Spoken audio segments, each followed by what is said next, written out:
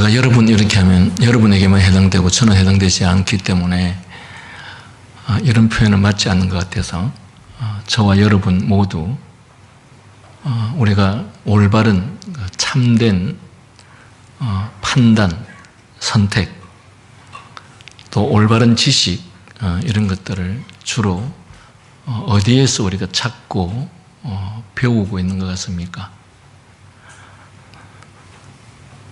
우리가 나름대로 인생을 살아가면서 무엇이 올바른 선택인가, 무엇이 바른 판단인가, 어떻게 생각하는 것이 올바르게 생각하는 것인가 하는 것들에 대해서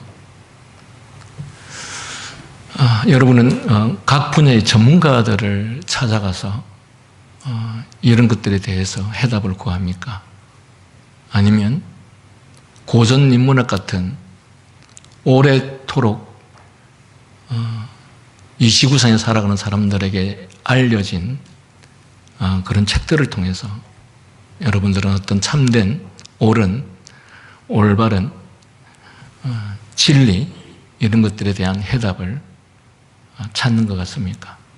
아니면 고대나 중세나 근대 또는 현대의 철학자들과 사상가들에게서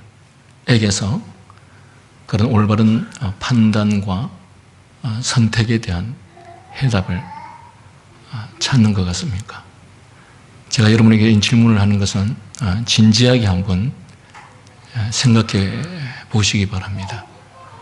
나는 과연 어떤 삶의 의미와 또 올바른 가치와 또 올바른 판단과 올바른 선택을 위해서 주로 어디에서 또 누구를 통해서 어떤 경로를 통해서 그런 해답을 찾고 있는가? 제가 왜 서두에 이 질문을 하느냐 하면 먼저 해답을 드린다면 오직 참된 지혜는 성경에서 우리는 배우는 것이라고 말합니다. 그러나 저와 여러분이 다 같은 성도라고 말하기는 하지만 오늘날 많은 교인들 또는 성도들은 올바른 판단이나 선택, 또 올바른 결정에 대한 해답을 성경에서 찾지 않는 것 같습니다. 어떤 사람들은 책을 통해서, 또 어떤 사람들은 어떤 분야의 전문가를 통해서, 또 어떤 사람들은 나름대로 학문을 많이 한 사람들에게서 그런 해답을 찾는 것 같습니다. 그런데 여러분이 어디에서 그것을 자꾸 배우려 하는지를 알고자 한다면 여러분이 인생의 참된 가치와 행복을 위해서 누구와 상담하고 또 누구에게 배우고 어떤 방법으로 그것을 해결하는지를 보면 알 수 있는 것 같습니다. 저는 최소한 이 교회에서 목회를 수십 년 하는 동안에 성도들이 저에게 찾아와서 인생에 대한 상담을 하는 것이나 또는 어떤 중요한 결정이나 선택을 하는 문제에 있어서 저에게 와서 상담을 하거나 또 저의 견해를 묻는 사람들을 저는 그렇게 많이 보지는 못했습니다. 여러분들이 아무리 아니라고 부정할지 모르겠지만 그렇다면 여러분들은 최소한 인생의 중대한 문제와 선택의 문제를 말씀과 성경으로부터 찾는 것이 아니고 다른 어떤 경로를 통해서 찾는다고 저는 보고 있습니다. 만약에 여러분이 정말 모든 중요한 결정과 선택을 하나님의 말씀에서 찾고자 한다면, 그것에서 배우고자 한다면 저를 찾아와서 저와 상담하고 저에게 가르침을 받을 것이고 어떤 문제에 대해서 어떻게 판단하는 것이 옳은 것이냐 하는 것에 대해서 아마도 제게 물을 것입니다. 어쩌면 제게 묻지 않는 것은 여러분의 판단과 선택은 성경을 통해서 배우기보다는 제가 앞서 언급한 그런 경로를 통해서 판단하고 선택하는 것이, 그 해답을 찾는 것이 더 옳은 것이라고 생각하기 때문에 그렇게 하든지, 아니면 여러분들에게 말씀을 전하는 이 목회자가 전혀 신뢰할 만한 목회자가 되지 못하거나 하나님의 말씀을 제대로 알거나 증거하지 못하는 사람이기 때문에 그렇게 할 수도 있다고 생각합니다. 어떻습니까? 여러분은 인생의 참된 의미와 가치, 참된 진리 또는 참된 해답을 어디에서 찾고 또 어디를 통해서, 어느 경로를 통해서 그 해답을 찾는 것 같습니까? 모든 사람은 부모에게서 태어나서 일정한 기간 동안 길어야 100년 어간을 해 아래에서 살아갑니다. 어려서는 빨리 어른이 되어서 마음대로 하고 싶은 생각에서 도대체 왜 세월이 이렇게 더딘가? 좀 세월이 빨리 지나갔으면 좋겠다. 그래서 빨리 어른이 되어서 독립도 하고 내가 하고 싶은 대로, 내가 원하는 대로 하면서 살았으면 좋겠다. 라는 생각을 하면서 현재 자신에게 주어진 삶에 대해서 온갖 불평을 늘어놓으며 사는 것이 우리 인생인 것 같습니다. 마찬가지로 바로 그 불평했던 그 동일한 인간이 흰 머리카락이 부쩍 늘어가고 몸이 옛날 같지 않다고 생각된 때부터는 하루가 다르게 변해가는 자신의 모습을 지켜보면서 왜 세월이 이렇게 빨리 가는가 하면서 탄식하는 것이 바로 그 동일한 얼마 전까지만 해도 세월이 빨리 갔으면 좋겠다라고 불평했던 바로 그 사람이, 그 동일한 사람이 얼마 후에는 왜 이렇게 세월이 빨리 가는가 라고 원망하고 한탄하는 것이 인생인 것 같습니다. 이런 현실을 보면 세월이라는 것이 짧다고 해야 할지 또는 길다고 해야 할지가 분간하기가 쉽지 않은 것 같습니다. 사람에 따라 정도의 차이는 있겠으나 인간이란 근본적으로 이러한 사실로부터 벗어나지 못하는 것 같습니다. 이런 와중에서도 사람들은 끊임없이 이것저것에 대해서 질문합니다. 이것은 도대체 뭔가? 저건 왜 저런가? 앞으로 세상은 어떻게 될 것인가? 내 인생은 어떻게 될 것인가? 그리고 우리나라, 우리 국가는 또 전 세계는 어떻게 될 것인가? 많은 환경론자들은 이제 이 지구가 얼마 남지 않았다. 왜? 너무너무 많이 오염되어서 그래서 더 존재하고 싶어도 존재할 수 없다라고 사람들에게 두려움을 줍니다. 참 재미있는 사실 한 가지는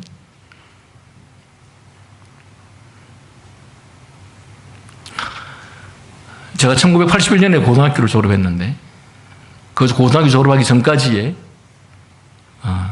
역사책이나 또 무슨 지구과학이나 생물책들을 통해서 배우는 바는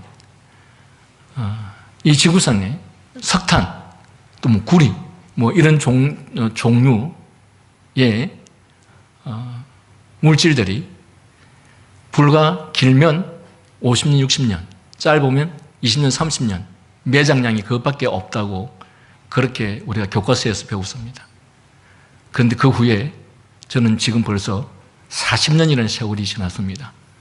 그런데 지금도 여전히 교과서에는 매장량들이 보통 우리가 배웠던 그 기간하고 거의 동일하게 매장량이 있다고 그렇게 교과서에서 가르칩니다.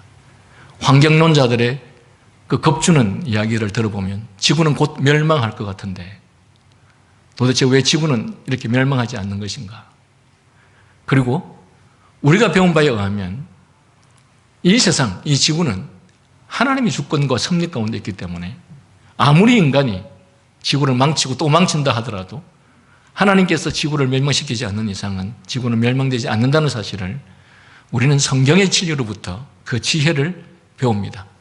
그러나 성경으로부터 그 지혜를 배우지 못한 사람들은 그들의 말을 듣고 두려워하겠지요. 어쨌든 이런 와중에서도 사람들은 이것저것 끊임없이 걱정, 근심 또는 어떤 질문들을 하면서 살아갑니다. 그런데 바로 이것이 사람이 짐승이나 다른 생물과는 다른 점인 것 같습니다. 자신이 살아가면서 겪는 모든 것, 그리고 그가 행하는 모든 일에서 그것이 무엇인지 파악하고 그것과 관계하면서 어떤 의미와 가치를 발견하고자 하는 것이 바로 인간입니다. 이런 측면에서 사람이 해 아래서 수고하는 모든 수고가 자기에게 무엇이 유익한고라는 전도자의 최초의 질문은 바로 이와 같이 모든 사람이 한결같이 경험해 보는 것 또는 본능적으로 느끼고 행하는 것, 곧 누구나 묻게 되는 근본적인 질문에 대해서 답을 하고 있는 것 같습니다. 어쩌면 이 전도서가 우리가 일반적으로 또는 본능적으로 고민하고 또한 질문하고자 하는 그러한 것들이 우리 안에 있는 것이 아니었다면 이 전도서는 사실은 기록될 이유가 없습니다. 하나님은 우리 인간을 창조하시고 인간이 누구인지에 대해서 알리실 뿐만 아니라 그리고 그 인간이 이루어가는 이 세상은 어떤 세상이어야 할 것이고 어떤 세상이 될 수밖에 없다라고 하는 사실을 성경을 통해서 분명히 가르치고 있습니다. 그러나 수십 년을 신앙생활을 하고 수십 년을 교회를 다녔지만 이러한 전도서를 통해서 세상의 원리에 대해서 세상의 현상에 대해서 제대로 한 번도 배우지 못한 우리는 하나님을 전혀 믿지 않는 전도서를 전혀 알지 못하는 불신자들과 전혀 다를 바 없는 인생을 살아가고 그리고 그 인생의 해답을 이 성경에서 배우고 가르침을 받기보다는 하나님의 말씀과 성경의 진리를 전혀 모르는 자들에 의해서 그들로 말미암아서 모든 것들을 판단하고 결정하고 선택하는 이러한 인생을 살아가는 것이 오늘날 우리들의 보편적인 모습인 것 같습니다. 여러분, 사람이 해 아래에서 수고하는 모든 수고가 자기에게 무엇이 유익한고? 여러분들은 오늘도 이번 일주일 동안 열심히 살았을 것이고 나름대로 열심히 수고했을 것입니다. 어떤 사람들은 열심히 공부를 했을 것이고 어떤 사람은 열심히 장사를 하고 어떤 사람은 열심히 사업을 하고 어떤 사람은 열심히 직장을 다니고 어떤 사람은 열심히 아이를 돌보았을 것입니다. 그런데 그것들이 여러분에게 무슨 유익을 주는지 이렇게 한 것에 대한 결과가 과연 무엇인지 여러분 혹시 고민해 보았습니까? 인생이 수십 년, 30년, 40년, 50년, 60년 뼈 빠지게 열심히 노력하며 땀 흘리며 살았는데 그 모든 삶과 인생을 도대체 누구를 위해서 무슨 유익을 위해서 내가 그렇게 하는 것인지 그리고 그 유익을 위해서 내가 그렇게 열심히 살았는데 그 결과는 과연 내가 노력하고 수고한 것만큼 결과가 나에게 오는 것인지 이런 여러 가지 문제들 앞에서 전도자는 사람이 해 아래에서 수고하는 모든 수고가 자기에게 무엇이 유익한 거라고 질문합니다. 그리고서는 더 구체적으로 또 이런 질문을 합니다. 왜 세상은 끊임없이 변하는데도 과거와 궁극적으로 달라지는 것은 없는가? 무엇인가 끊임없이 변화하고 또 변하고 변화하는 것 같아 보입니다. 그런데 사실은 과거나 현재나 별로 달라지는 게 없는 것이 세상입니다. 왜 사람은 하고 싶은 것 다 할 수 없고 왜 가지고 싶은 것을 다 가지지 못하고 성취하고 싶은 것을 다 이룰 수 없는가? 여러분은 어떻게 생각합니까? 왜 이것들을 우리가 다 가지지 못하고 이루지 못하고 성취하지 못한다고 생각하십니까? 여러분은 나름대로 무엇인가 이루기 위해서 무엇인가 성취하기 위해서 무엇인가 가지기 위해서 얼마나 열심히 노력합니까? 그런데 왜 인간은 다 그것들을 이루지도 못하고 가지지도 못하고 성취하지도 못합니까? 그래서 우리는 그것들을 갖지 못하고 이루지 못하고 성취하지 못하기 때문에 때로는 얼마나 실망과 절망에 빠집니까? 그런데 우리가 좀 더 하나님의 말씀의 진리를 이미 미리 먼저 알았더라면 왜 모든 것을 다 가질 수 없고 왜 모든 것을 다 이룰 수 없고 모든 것을 다 성취할 수 없는가에 대한 아마도 해답을 얻었을 것입니다. 왜? 하나님의 말씀에 그 해답이 기록되어 있기 때문에.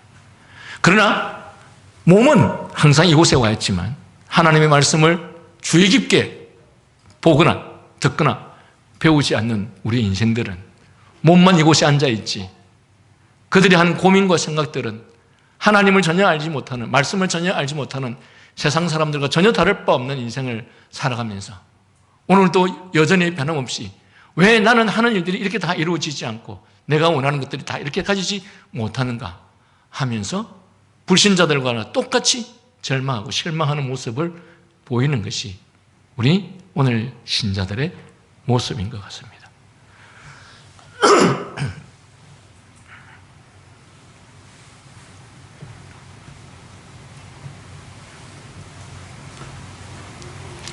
그렇다면 이런 인생을 사는 것이 과연 무슨 의미가 있느냐?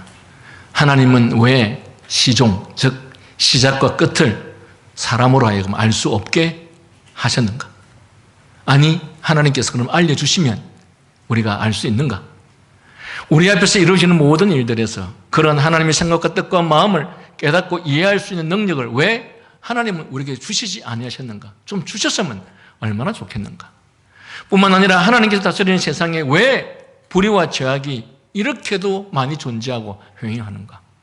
사람들은 어떤 우리가 생각하지 않는 불이라든지 우리가 생각하지 않는 어떤 큰 불행이 일어나면 하나님이 살아계시면, 하나님이 존재하면 어떻게 이런 일들이 일어날 수 있는가?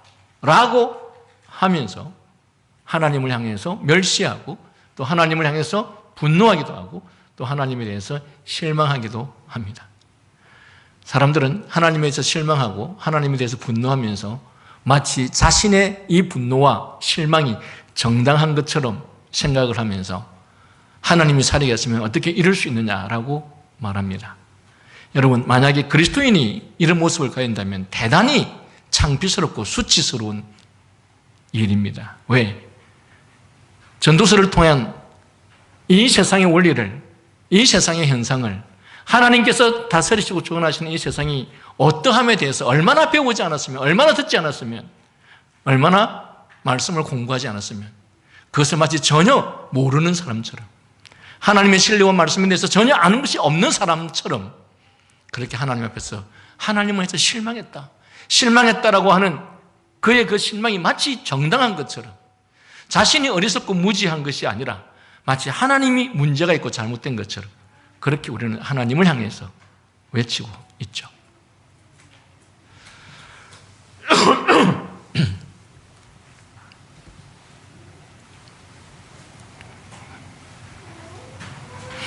우리는 선과 악이 뒤바뀐 이 부조리한 현실 속에서 날마다 잘못된 것을 봅니다.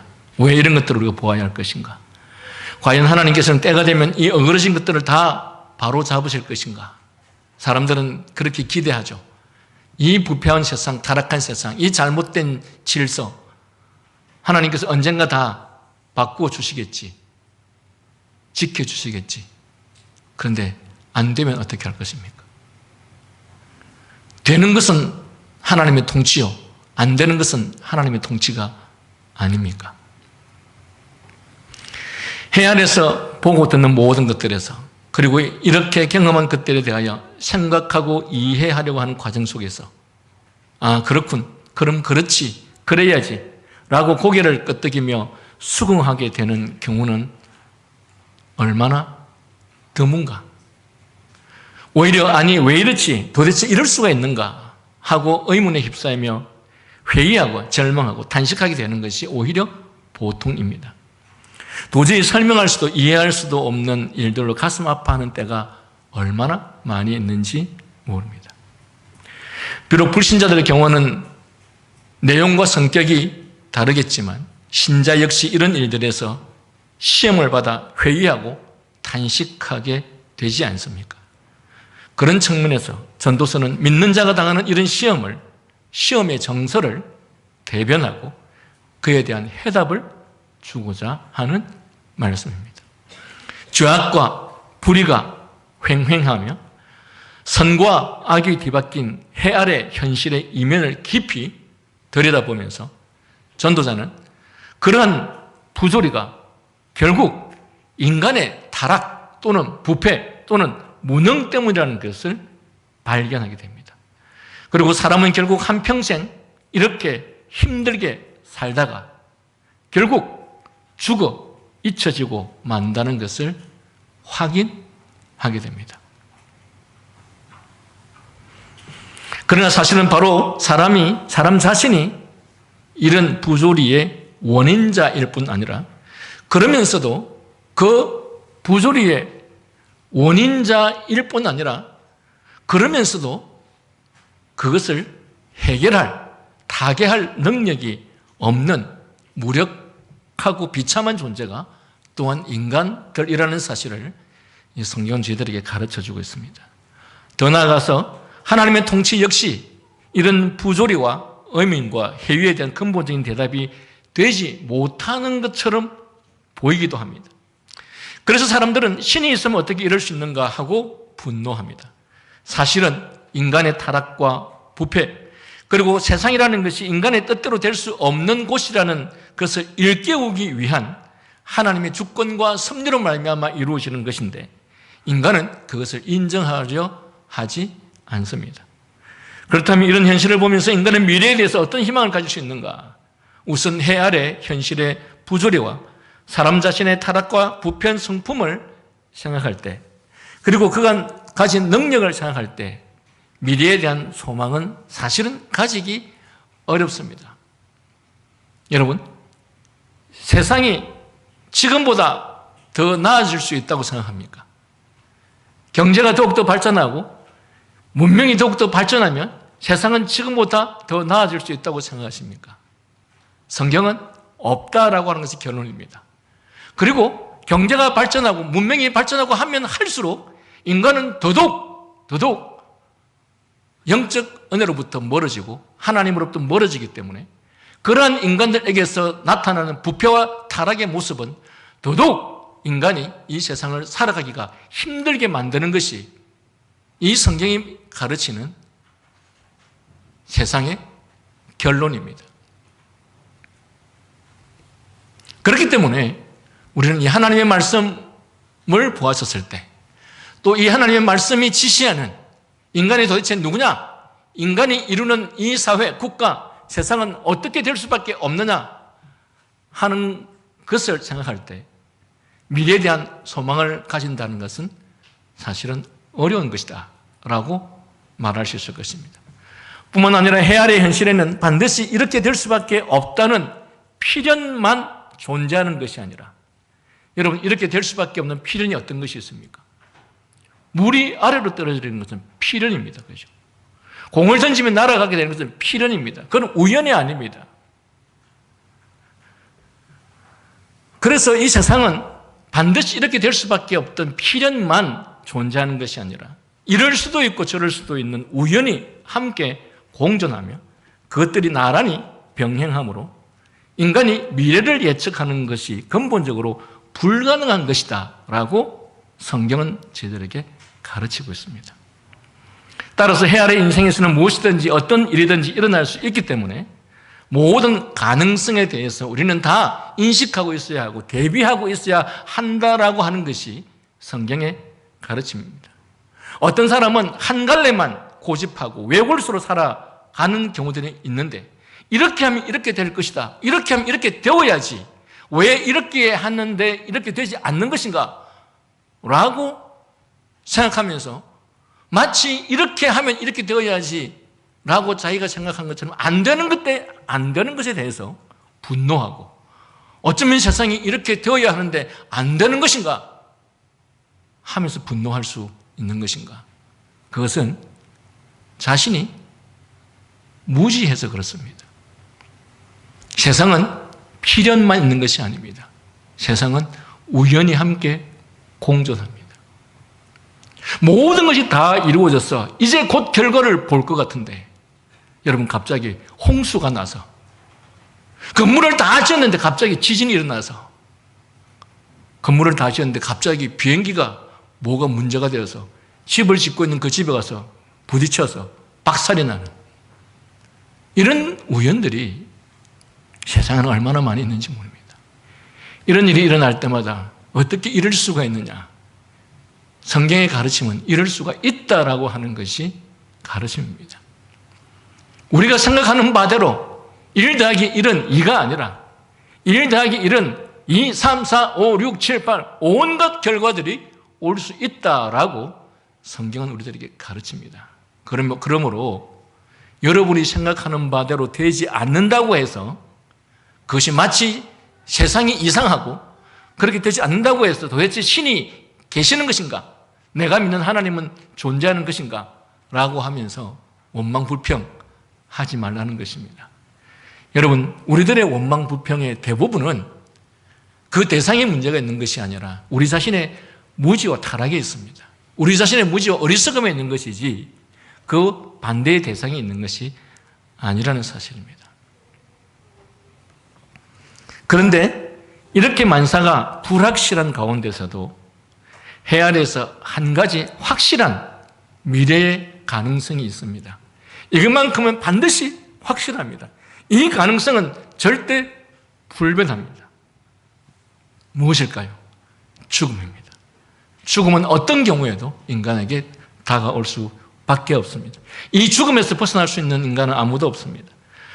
그리고 또한 하나님께서 우리의 행한 일에 대해서 반드시 책임을 물으시고 그리고 판단하시고 보응하시는 이 일은 반드시 이 불확실한 것 가운데서도 확실하게 다가올 것이라고 성경은 저희들에게 가르치고 있습니다.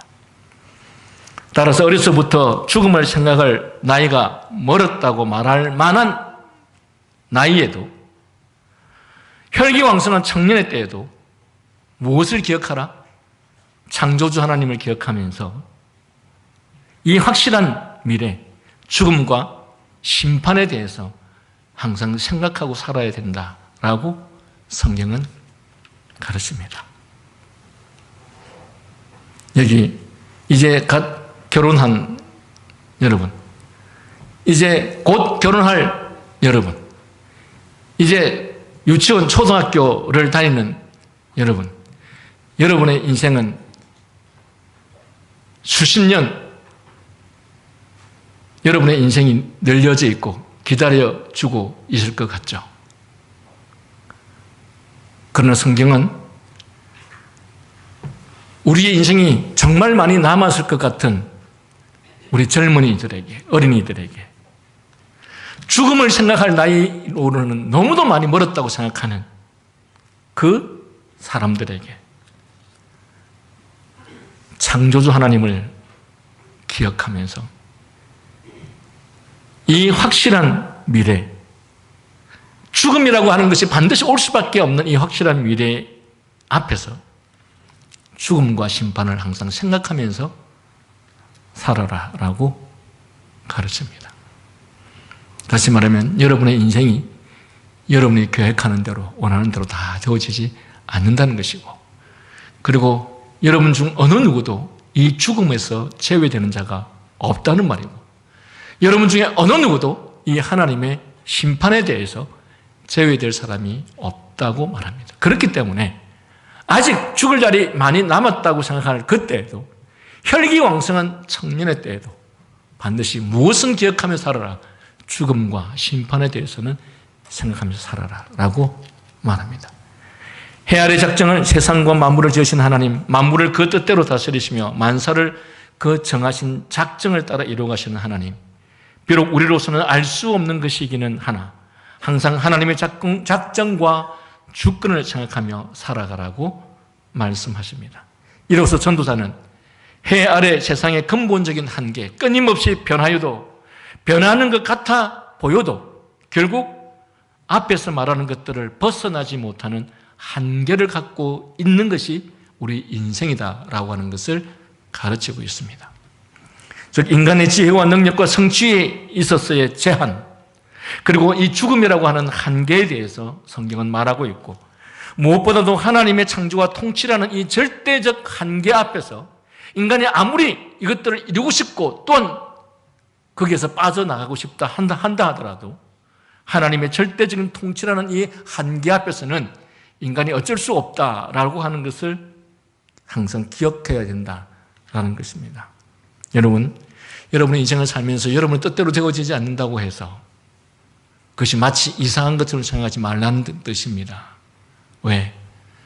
이 만물을 다스리시는 하나님께서 통치하시는 한 인간은 인간의 마음대로 모든 것들을 이룰 수가 없고 인간의 뜻대로 모든 것들을 행할 수가 없다라고 하는 것이 성경이 가르치는 바입니다. 바로 이러한 하나님의 통치 영역에서 존재하는 죄와 불이라는 부조리한 인간의 타락과 부패에 대해서도 함께 말씀하면서, 그리고 동시에 우연이라고 하는 한계에 대해서도 말하고 있는 것이 이 성경의 가르침입니다. 그리고 이 모든 말씀을 다 하고 마치면서 결론으로 헛되고 헛되도다, 모든 것이 헛되도다라고 선언하였습니다. 이 말은 이것만 가지고서는 아직 해 아래 세상에서 느끼는 허무에서 벗어날 길이 없다라는 것이고, 그리고 지금까지는 해 아래 현실에서 느낄 수밖에 없는 허무의 뿌리를 깊이 드러내었을 뿐이다. 다시 말하면 지금까지 이 1장에서 이 12장 전반부까지는 계속해서 이 세상의 허무에 대해서 말씀하고 있었던 것입니다. 만약에 이 전도서가 이 세상이 이렇게 해서 허무할 수밖에 없다, 이렇게 해서 모든 것이 헛되고 헛되며 헛되고 헛되도다 라고 결론만 내렸으면 우리는 여기에서 해답을 찾지 못한 채 실망하게 될 것입니다.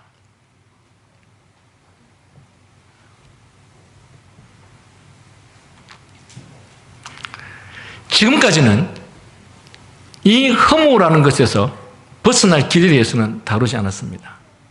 그런데 여기서 잠깐 이 허무의 뿌리가 무엇입니까? 성경은 왜 세상에 대해서 헛되고 헛되며 헛되고 헛되도다라고 말씀하고 있습니까? 그것은 인간의 타락과 부패성이 낳은 결과, 또는 진리의 지식에 대한, 또는 참 지혜에 대한 상실과 왜곡, 그리고 하나님의 존재 증명을 위해서 하나님께서 세상을 인간이 원하는 대로 되어지지 않는 것을 통하여서 하나님께서는 우리로 하여금 이 세상에서 허무를 느낄 수밖에 없도록 하셨다라는 것입니다. 여러분, 세상이 허무하다, 헛되다 라고 하면서 왜 세상이 허무하고 헛된지에 대해서 그 답을 알고 있지 못하다면 그 사람의 허무와 헛됨에 대한 이 실망은 아무런 의미 없는 실망이 될 것입니다. 그래서 성경은 우리들에게 가르쳐주고 있습니다. 왜 세상이 허무하고 허망한 것인지, 왜 헛된 것인지. 인간이 부패하고 타락했기 때문에, 부패하고 타락한 인간이 사는 이 세상은 올바른 질서 속에서 진정 참된 평화로운 세상이 될 수가 없다라고 하는 것이 결론입니다. 왜 내가 열심히 그만큼 노력했으면 노력한 것만큼의 결과를 얻어야지 얻지 못하는가? 라는 것에 대해서 실망하지 말라는 것입니다. 왜? 인간이 부패하고 타락했기 때문에 남이 이룬 것들을 다른 사람이 다 가져가는 그런 부패와 타락함이 인간에게 있기 때문에 이런 일들은 일어날 수밖에 없다라고 하는 것입니다. 뿐만 아니라 인간에게는 선을, 거룩을, 평화를 이룰 만한 능력이 근본적으로 없습니다. 인간 안에 이 부패와 타락상은 어떻게 해서든지 남의 것을 빼앗아서라도 자신의 권력을 취하려고 하는 것이 인간입니다. 따라서 선을 행할 능력에 대해서 무능하기 때문에 그런 인간이 사는 세상이 올바른 질서와 평화가 일어날 수 있다라고 하는 그 기대를 하지 말라는 것입니다. 그리고 우리가 앞서서도 말씀 나누었던 것처럼 인간이 노력하고 순고하고 땀 흘린 대로 모든 것들이 다 이루어진다면 인간은 이 모든 세상이 하나님의 통치와 다스림과 하나님께서 주시는 은혜에 의해서 살아가는지를 전혀 인식하지 못하고 살아갈 것입니다. 그러나 이 모든 것들이 뜻대로 되지 않고 원하는 대로 되지 아니함으로 인해서 인간은 비로소 인간의 존재에 대해서 인식하고 하나님의 존재를 생각하게 된다라고 하는 그런 측면에서 우리로 하여금 이 전도자는 세상이 왜 이렇게 헛될 수밖에 없으며 왜 허망할 수밖에 없는가에 대해서 일일이 1장에서 12장까지 나열해 주고 있었던 것입니다.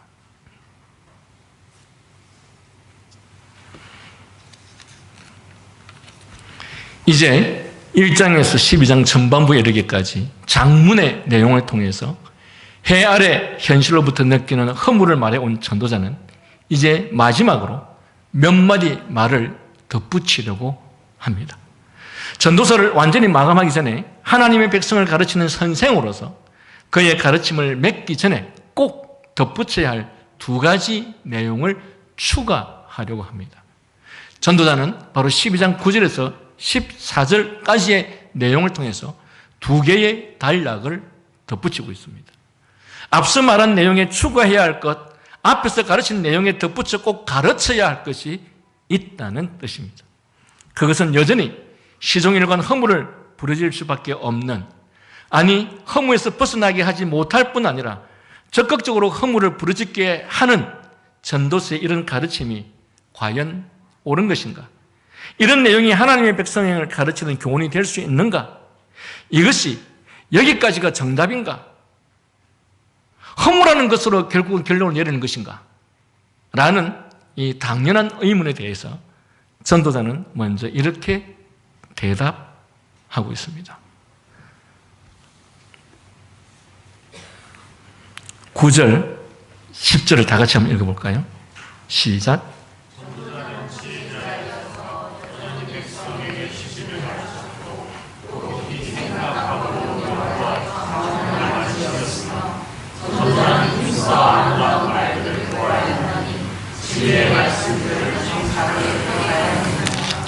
자, 전도자가 지혜로움으로 여전히 백성에게 지식을 가르쳤고 또 깊이 생각하고 연구하여, 이전 성경은 또 묵상하고 궁구하여 이렇게 번역하고 있습니다. 자, 전도자가 지혜로움으로 여전히 백성에게 지식을 가르쳤고 또 깊이 생각하고 연구하여 또는 묵상하고 궁구하여 무엇을 많이 지었다고 했습니까? 잠언을 많이 지었다. 지금 이 전도서에서 전도자는, 이 전도자가 누구입니까? 솔로몬이죠. 솔로몬이 자기가 이 전도서만 기록할 뿐만 아니라 잠언도 많이 기록했다라고 말합니다. 그리고 전도자가 힘써 아름다운 말을 구하였나니 진리의 말씀들을 정직하게 기록하였느니라. 자, 이전 성경은 이렇게 번역하고 있습니다. 전도자가 기록한 것은 정직하여 진리의 말씀이니라. 그리고 이어서 지혜자의 말씀들은 찌르는 채찍 같고 회중의 스승들의 말씀은 잘 박힌 목 같으니 다 한 목자에 주신 바니라. 여러분, 지혜자의 말씀은 뭐 같다고요? 찌르는 채찍 같고. 여러분, 하나님의 말씀이 여러분을 찔러서 아프게 하고, 하나님의 말씀이 여러분을 찔러서 괴롭게 하고 힘들게 하면 여러분 어떻게 반응합니까? 어떻게 반응하죠? 화가 납니까? 분노가 치밀어 오릅니까? 왜 저렇게 지적하는가? 왜 저렇게 잘못된 것들에 대해서 내가 그렇게 뭘 그렇게 잘못한 것인가? 하면서 기분이 나쁘고 분노가 일어납니까? 제가 늘 말씀드렸던 것처럼 사도 베드로가 설교할 때 사람들은 마음이 찔렸다고 했습니다. 그러나 그 베드로의 설교 듣고 마음에 찔린 사람들은 그 마음에 찔린 것을 기분 나쁘게 생각하거나 원망하거나 분노했던 것이 아니라 그 자신의 잘못을 깨닫게 한 그 사실 앞에서 너무 고맙고 감사하여서, 그렇다면 제가 어떻게 하면 됩니까? 그런데 몇 장 지나지 않아서 스데반이 설교를 했을 때 그 설교를 통해서 사람들의 잘못을 찌르고 사람들을 괴롭혔을 때 그 설교를 듣던 사람들은 분노가 일어났습니다.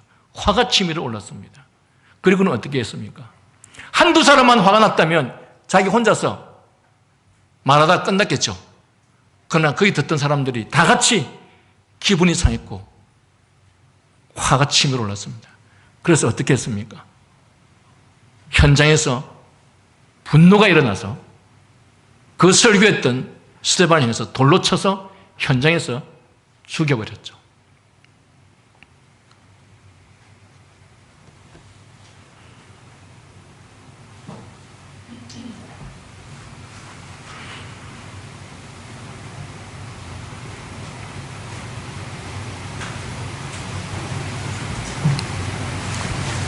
지혜자의 말씀은 찌르는 채찍 같다고 말합니다. 그리고 회중의 스승들의 말씀은 잘 박힌 목 같다. 그러나 오늘 우리들은 지혜자의 말씀을 듣기를 원치 않습니다. 그리고 회중의 스승들의 말씀을 듣기를 원치 않습니다. 그런데 이어서 뭐라고 말합니까? 지혜자의 말씀 그리고 회중의 스승들의 말씀은 다 어디로부터 온 것이라고요? 다 한 목자에 주신 바니라. 그것이 그들 자신들의 개인들의 말이 아니고 한 목자께서 그들에게 전하라고 하셨기 때문에 그것들을 전했을 뿐입니다. 그러나 그 지혜자가 사람이기 때문에, 그 회중의 스승들이 사람이기 때문에 사람들은 그것들을 사람의 말로 받아들여서 그 사람의 말이 자기를 찌를 때에, 자기에게 괴로움을 줄 때에 그것들을 받기를 원치 않는 것입니다. 그러나 성경은 이어서 다 한 목자에 주신 바니라라고 말합니다. 우리말 번역에는 전도자는 지혜자이어서라고 되어 있지만 정확하게 번역한다면 전도자가 지혜로운 것 외에도 지혜를 뛰어넘어서라는 뜻입니다. 이 전도자는 지혜로운 것 외에도 그 지혜를 뛰어넘는 말씀을 지금 하고 있다는 그 뜻입니다. 지금까지 말씀드린 내용, 비록 그 마지막은 여전히 헛되고 헛되도라는 말로 마감하는 이 말씀이 실은 단순한 지혜자로서 깨달아 안 것을 전한 그런 것이 아니라는 것입니다. 그것이 단순히 그 인간의 말이 아니라는 것을 말하고 있는 것입니다. 여러분, 지혜라고 하는 것이 얼마나 귀하고 아름답습니까? 미련한 자는 어둠 속을 헤며 다니지만 지혜로운 자는 그 머리에 마치 눈이 달린 것 같이 모든 것을 밝히 보고 알며 그가 행할 길을 찾아 발견한다고 말씀합니다. 그렇습니다. 어리석은 자는 보이지 않습니다. 그래서 마치 어둠 속을 헤매는 것처럼 살아갑니다. 그러나 지혜로운 자는 마치 그 머리에 눈이 달린 것 같아서 모든 것을 밝히 보고 알며 그가 행할 길을 찾아서 발견해서 가는 것이 지혜로운 자입니다. 여러분, 그 지혜를 어디에서 배웁니까? 하나님의 말씀에서. 그렇다면 반대로 하나님의 말씀을 통해서 그 지혜를 배우지 못한 사람은 어떤 사람입니까? 어리석은 자예요. 그래서 마치 어둠 속을 헤매는 자처럼 아무것도 뭘 어떻게 해야 될지 모르는 것이죠. 그래서 그 모르는 그것을 누구에게 찾아가서 도움을 요청합니까? 똑같이 하나님의 진리를, 하나님의 말씀을 모르는 자들에게 찾아가서 그들에게 판단을 듣고 그들과 상담하면서 그들에게 조언을 받아서 무엇인가를 결정하고 선택하는 것이죠. 여러분, 지혜는 마음의 눈, 마음의 등불과 같이 우리로 사물을 파악하여 알게 하며 마땅히 행해야 할 길과 방법을 발견하게 하는 것입니다. 지혜가 없는 미련한 자는 내일 죽더라도 오늘 실컷 먹고 마시자라고 말하지만 지혜로운 자는 오늘보다는 내일을 바라고 기다리면서 고상한 목적과 이상을 성취하기 위해서 모든 것을 인내하며 진지하게 살아가는 것입니다. 미련한 자는 지금의 고통을 더 이상 당하지 않기 위해서 자기 목숨을 끊어버리면 모든 것이 해결된다고 생각하지만 지혜로운 자는 그렇게 해서 문제가 해결되지 않는다는 것을 알고 무엇보다 육체의 죽음 이후의 세계가 존재한다는 사실을 알기에 현재를 어리석은 자처럼 살지 않습니다. 그러나 지금까지 전도자가 말씀한 내용은 단순히 이런 지혜를 갖춘 자가 세상 만사를 경험하고 깨달은 바를 다른 사람에게 가르치는 선생 또는 현자와 철학자로서 주는 가르침 이상, 가르쳐주는 이상이라고 말씀하고 있습니다. 철학자들이 가르치는, 현자들이 가르치는 선생들의 가르침이나 학자들의 가르침보다 그 이상의 것이라고 지금 말하고 있는 것입니다. 비록 해아래 일들 속에 감추인 비밀한 내용을 드러내는 수많은 잠언들의 귀를 기울여 경청하며 더 깊이 탐구하고 정리한 것이 사실이지만 동시에 백성에게 지식을 가르치는 자로서 곧 하나님 백성 이스라엘에게 그들이 꼭 알아야 할 신령한 일들을 가르치는 교회의 선생으로서 전한 말씀이다라고 알리고 있습니다. 전도자가 힘써 만사를 살펴 깨달으려 추구하고 탐구한 것을 여기에 기록하였으나 이것이 바른 지식이요 참 진리의 말씀인 것은 단순히 이것이 사람의 머리와 지혜에서 나온 것이 아니라 한 목자, 곧 우리의 유일한 참 목자이신 하나님으로부터 받은 것이기 때문이라고 말하고 있습니다.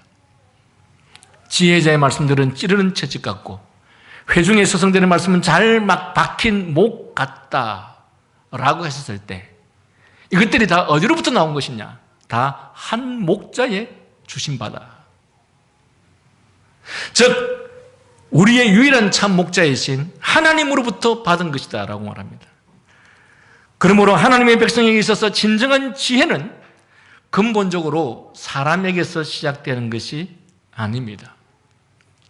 그런데 신자들마저도 하나님을 경외치 않는 사람들을 스승으로 두고 옳고 그름에 대하여 참과 거짓에 대해서 진리에 대한 분별력에 대하여 또한 세상을 바라보는 관점과 시대를 진단하고 판단하는 지혜를 불신자들에게서 배우려고 합니다. 그리고 그들의 말을 더 신뢰하고 따릅니다. 그래야 전도자는 이러기를 지식과 지혜의 근본이 그 시작이 출발점과 토대와 근거가 어디로부터 나오는 것인가? 하나님을 경외하는 믿음이라고 말씀하고 있습니다. 하나님을 경외하는 믿음이 무엇입니까? 하나님의 존재를 인식하고 그 하나님을 두려워하고 그 하나님을 존귀히 여기는 그런 자세와 그 믿음은 그로 하여금 하나님의 말씀에 집중하게 만든다라는 것입니다. 그래서 성경은 믿음은 들음에서 들음은 하나님의 말씀으로 말미암아 주어진다라고 하면서 믿음이라고 하는 것이 하나님의 말씀으로 말미암아 주어진다라고 하는 결론을 내리고 있습니다. 그리고 전도자 자신의 지혜에 대해서 이르기를 내가 지혜자가 되리라 하였으나 지혜가 나를 멀리하였도다. 여러분 사람마다 정말 똑똑하고 싶습니다. 정말 훌륭한 학자가 되고 싶습니다. 정말 지혜자가 되고 싶습니다. 그런데 지혜자가 되려고 하면 할수록 학자가 되려고 하면 할수록 더 똑똑해지려고 하면 할수록 뭐라고 말합니까? 지혜가 나를 멀리하였도다. 이 말의 뜻인즉 진정한 지혜는 사람이 원한다고 해서 즉 아무리 학식을 가졌다 할지라도 또는 학식을 통해서 얻어지는 것이 아니다라고 말하는 것입니다. 진정한 지혜는 사람이 원한다고 해서 얻을 수 있는 것이 아니라는 사실을 지혜는 사람에게서 사람으로 말미암는 것이 아님을 지금 고백하고 있습니다. 전도서 7장 23절이 그 말씀을 하고 있습니다. 성도에게 있어서 지혜라고 하는 것은 참된 지혜는 이처럼 모두가 근본적으로 하나님으로부터 나오는 것입니다. 그리고 그 근원과 시작과 토대가 하나님을 경외하는 것에 또한 그것을 믿음으로 말미암아 주어지는 것이라고 말합니다. 그렇다고 한다면 원칙적으로 성도에게 있어서 지혜는 모두 하나님께 그 기원과 근원을 두고 있다고 할 수 있을 것입니다. 특히 여기에서 한 목자, 곧 하나님으로부터 주어졌다고 말할 때 그것은 일반적이고 단순한 의미에서 주어진 그런 지혜가 아니라 더 특수하고 특별한 의미에서 하나님으로부터 주어진 것, 곧 계시를 가리키는 것입니다. 계시는 여러분 논란의 대상이 되는 것이 아닙니다. 서로 의논할 것이 아닙니다. 계시는 전능하신 완전한 지혜의 소유자이신 그분께서 우리에게 그냥 주시는 것입니다. 그것이 계시입니다. 그런데 하나님께서 하나님의 지혜를 계시를 통해서 주신다고 말씀하고 있습니다. 헛되다는 말로 끝나는 여기 전도서의 말씀이 실은 사람에게서 사람의 뜻에서 나온 것도 아니고 사람의 머리와 지혜로 생겨난 것도 아닌 하나님께서 주신 계시의 말씀입니다. 무엇이 헛되고 헛되며 헛되고 헛되도다, 이게 단순히 이 전도서를 기록한 솔로몬의 고백이 아니라 이것이 한 목자 하나님으로 말미암아 하나님으로부터 주어진 계시의 말씀이다라고 말하고 있는 것입니다. 목자가 양떼로 하여금 곁길로 들지 못하도록 지팡이와 막대기로 끊임없이 찔러 바른 길로 인도하듯이 끊임없이 성도를 찔러 경계하고 격려하여 바른 길로 인도하는 말씀이요, 모두가 굳게 박힌 목과 같이 견고하고 확실한 말씀이라고 말하는 것입니다. 무엇이요? 전도서의 말씀. 무엇이요? 헛되고 헛되며 헛되고 헛되도다. 이것은 이 세상을 다스리고 창조하신 하나님께서 우리를 향해서 말씀하시는 계시입니다. 이것은 논란의 여지가 될 수 없는 것입니다. 우리가 아무리 이 세상은 헛된 곳이 아닙니다, 험한 곳이 아닙니다 라고 말할지라도 그것과 상관없이 하나님은 이 세상은 헛되고 헛되며 헛되고 헛되도다 라고 말씀하십니다. 겉으로 보기에는 이 전도서의 말씀이, 또는 겉으로 보기에는 이 잠언서의 말씀이 세상의 현인이나 종교와 철학의 말과 비슷하게 들릴지 모르나 실은 그것과는 판이하게 주어진 근원 자체가 다른 말씀이라고 합니다. 그러나 사람들은 하나님의 말씀 진리가 엄연히 있는데도 불구하고 지혜와 지식을 세상의 현인과 철학자들에게서 배우겠다고, 그래서 그들에게도 배울 것이 있지 않느냐, 그들에게도 진리가 있지 않느냐, 그들에게도 참된 지식이 있다고 말하면서 더 많은 책을, 더 많은 지식을, 더 많은 공부를 하겠다고 합니다. 그런데 과연 성경이 오직 참된 지식은 하나님의 계시밖에 없다라고 말씀하고 있는데도 불구하고 우리가 왜 더 많은 학문과 더 많은 공부를 통해서 더 많은 학식을 가지려고 하는 것인가? 과연 그렇게 하는 이유가 무엇인가? 일반적으로 많은 사람들 중에 남달리 많은 학식을 통해서 또한 그것을 가지려고 할 경우에는 자기를 과시하려고 하기 때문에 그런 경우가 많이 있습니다. 아니면 말 그대로 세상 학문과 철학에도 진리가 있다고 생각하기 때문에 그럴 수도 있습니다. 그런데 여러분, 세상 철학과 사상, 즉 학문에는 진리를 만약에 찾는다 하더라도 마치 보물을 찾듯이 찾아야 합니다. 왜? 참된 진리는 오직 하나님의 말씀 계시를 통해서만 주어지는데, 그런데 세상의 철학과 학문과 또한 여러 사상들 속에서 하나님의 진리를, 참된 진리를 찾고자 한다면 그것은 마치 보물을 찾듯이 찾아야 된다는 것입니다. 또 그것이 그들 속에 있는, 그 학문 속에 있는, 철학 속에 있는, 사상 속에 있는 그것이 진리인지 아닌지를 판명할 수 있어야만 그 책들을 통해서 진리를 발견할 수 있습니다. 그런데 그렇게 그 진리가 보물 찾듯이 찾을 만큼 진리가 간혹 어쩌다가 그들 속에 있을 뿐인데, 그러나 반대로 성경은 전체가 하나님의 진리요, 성경은 전체가 하나님의 계시요, 성경은 전체가 참된 지혜라고 한다면 우리는 과연 어디로부터, 어디서 지혜와 참된 지식을 배워야 하겠습니까? 전도서 1장 1절에서 12장 8절까지 헛되다는 말을 수없이 반복하다가 결국 이런 말로 끝낸 것은 바로 이런 뜻을 암시하고 있습니다. 따라서 전도자는 이 점에 대하여 해명하고 바른 길을 제시할 필요를 느끼고서 이렇게 내가 덧붙여서 말씀한다라고 말을 하면서 마지막에 내 아들아 또 경계를 받으라. 여러 책을 짓는 것은 끝이 없고 많이 공부하는 것은 몸만 피곤케 하는 것이니라. 너희가 지금까지 이 일의 결국을 다 들었지 않느냐? 그렇다면 어떻게 해야 되겠느냐? 일의 결국을 다 들었으니 하나님을 경외하고 그 명령을 지킬지어다. 이것이 참된 지혜니라. 이것이 사람의 본분이니라. 그리고 하나님은 모든 우리의 행위와 모든 은밀한 일을 선악간에 심판하시리라 라고 함으로써 이 전도서의 마지막 결론을 내립니다. 12장까지 철저하게 아주 구체적으로 왜 우리가 사는 이 세상이 허무할 수밖에 없느냐라고 말씀하고서 마지막에 일의 결국을 다 들었으니 하나님을 경외하고 그 명령을 지킬지어다.